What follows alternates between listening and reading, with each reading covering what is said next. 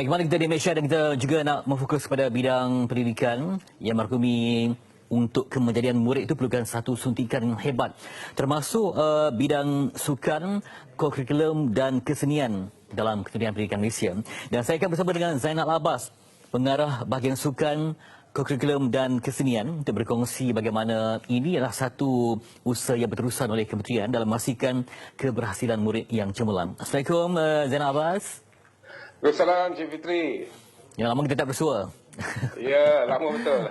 Baik, bagaimana melihat usaha padu pihak kementerian dalam usaha untuk memastikan pelajar dapat terus menerima manfaat daripada apa yang digerakkan oleh bahagian sukan, kurikulum dan kesenian dalam Kementerian Pendidikan Malaysia. Silakan.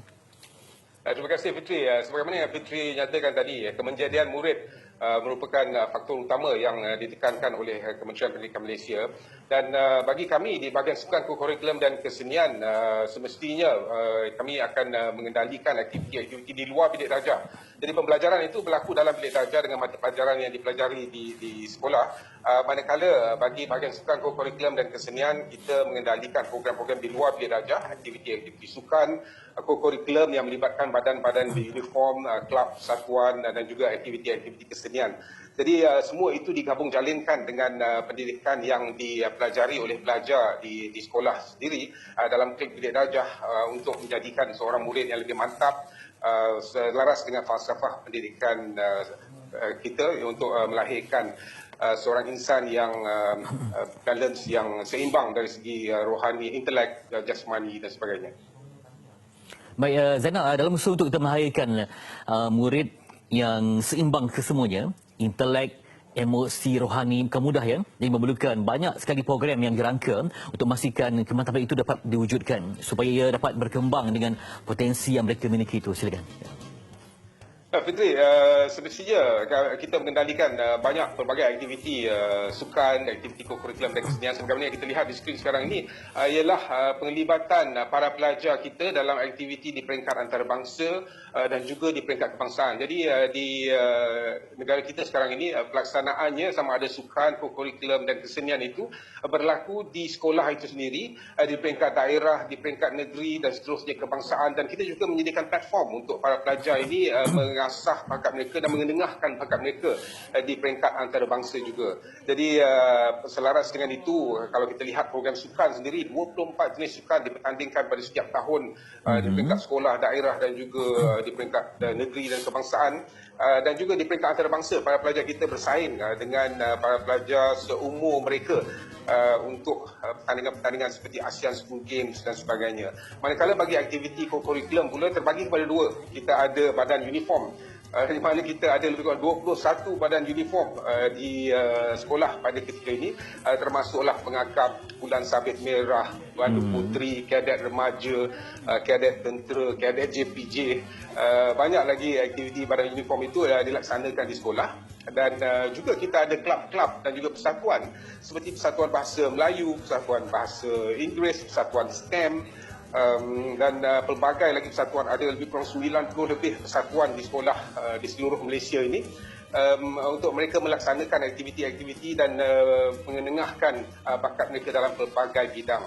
Begitu juga dengan aktiviti kesenian. 4 teras utama seperti bidang tari, bidang teater, seni muzik dan juga seni visual turut diasah dalam bidang kurikulum ini. Jadi pelbagai aktiviti memang kita laksanakan. Jadi keterlibatan mereka bagaimana? Sebab kerana ada pandemik ini mungkin terjejas. Kalau dulu mereka bergerak ke sini dan sebagainya. Tapi walaupun tanpa aktiviti di peringkat lapangan, ya, bagaimana roh itu tetap dapat diberikan kepada mereka? Semangat cinta pada seni contohnya dapat digerakkan bersama, Zainal.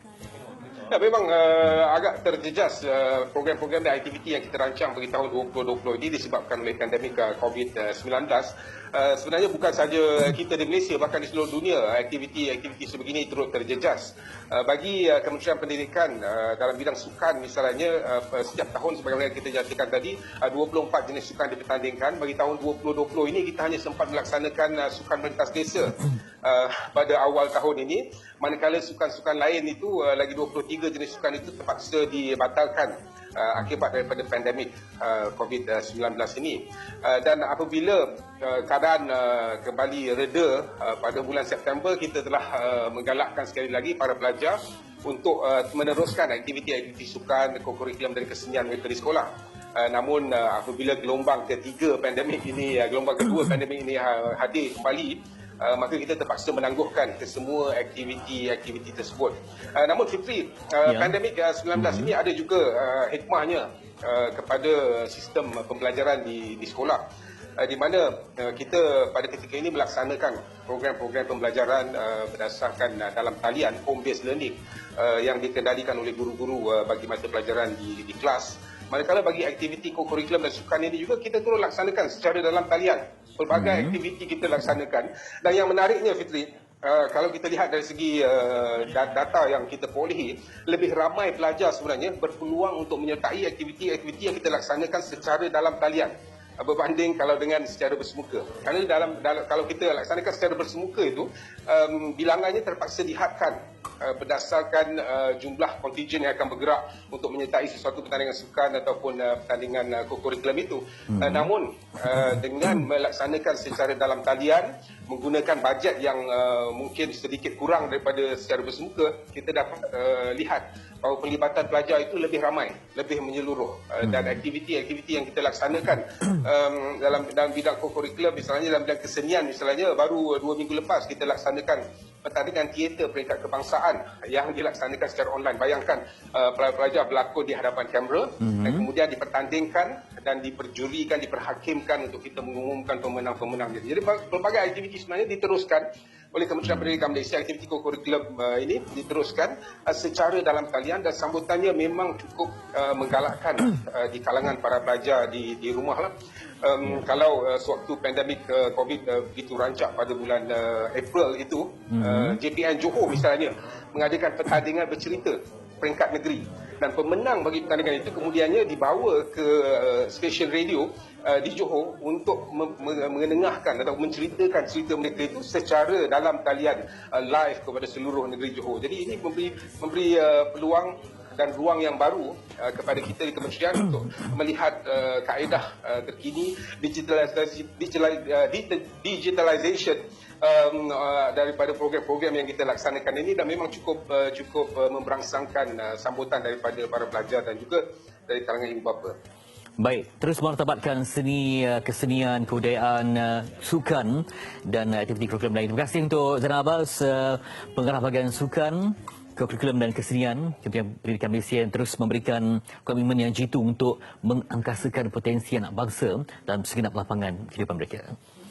Okey, itu tadi dalam usaha kita untuk merancangkan lagi aktiviti yang tak akan terputus sekalipun ada pandemik, tetapi usaha untuk memberikan suntikan patriotik kepada mereka dalam pelbagai bidang tetap diteruskan tanpa henti. Dengan berkata nanti akan